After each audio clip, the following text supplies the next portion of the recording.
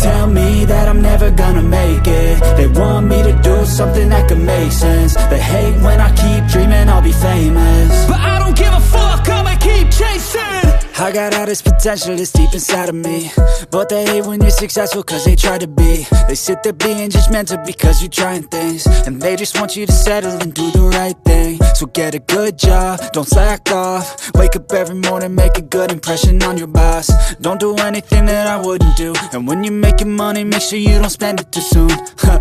Fuck that, I'll do what I wanna do. I got a different path from everyone, and that includes you.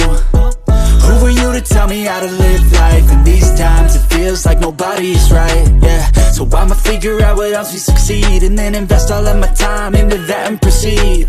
I need whatever the hell could make me happy, and I don't think you have a clue what could that be. They tell me that I'm never gonna make it. They want me to do something that could make sense. They hate